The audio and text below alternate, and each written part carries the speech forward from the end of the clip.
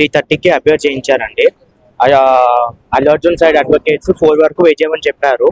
4 o'clock హైకోర్టులో గ్వాష్ petition file అయింది కాబట్టి అది హియరింగ్ అయినాక ఇక్కడ రిమాండ్ ఏంటనేది వెయిట్ చేయండి అని చెప్పి అడుగుతున్నారు. కానీ అయినా కూడా ఆర్గ్యుమెంట్స్ జరుగుతున్నాయి. ఫర్దర్ ఆన్ వాళ్ళైతే టైం రిక్వెస్ట్ చేస్తున్నారు. కానీ ఇక్కడైతే ఆర్గ్యుమెంట్స్ నడుస్తున్నాయి. నాకు తెలిసి ఈ పార్టీ హైకోర్టులో స్టార్ట్ అయి ఉండాలి ఆర్గ్యుమెంట్స్.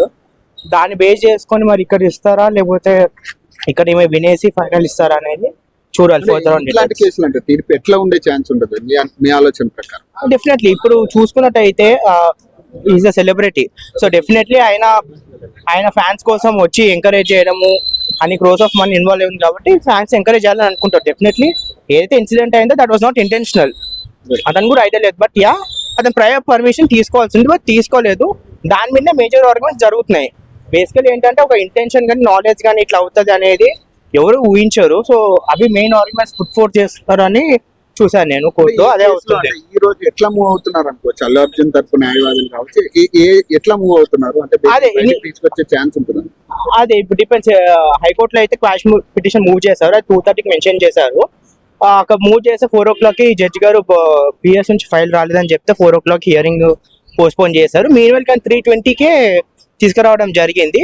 ఇక్కడ పర్మిషన్ అడిగారు కానీ ఫర్దర్ ఆన్ అది అవుతున్నప్పుడు ఇప్పుడు 4 అయింది ఆల్రెడీ. హైకోర్టు కూడా స్టార్ట్ అయి ఉండాలి.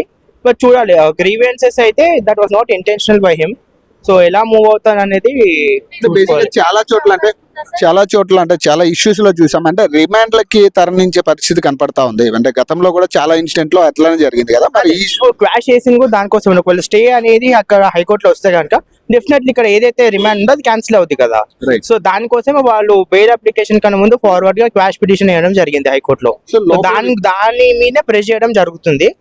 ఆ ఆర్గ్యుమెంట్స్ ఆ ఆర్డర్ ఏమైనా వస్తుందేమో అని చెప్పి ఇక్కడ ఒక లీజర్ టైం ఏదైతే ఉంటుందో అది అడుగుతున్నారు, కొంచెం టైం ఇవ్వండి అని చెప్పి.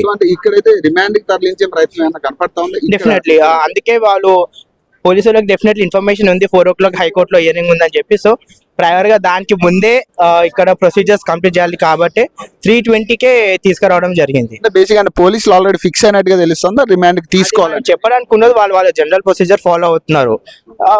ఎనీథింగ్ ఎల్స్ ఏదైనా ట్రయల్ లోనే ఈజ్ లయబుల్ కాదనేది ట్రయల్ లోనే తెలుస్తుంది. సో చూడాలి. ఇప్పుడు జరిగిన ఇష్యూకి సంబంధించి అంటే గతంలో ఎప్పుడైనా ఇట్లాంటి ఇష్యూకి సంబంధించి కేసు ఎప్పుడైనా మీరు చూసారా? Depends on situation to situation. Basically ఇది rarest of the rarest case అండి.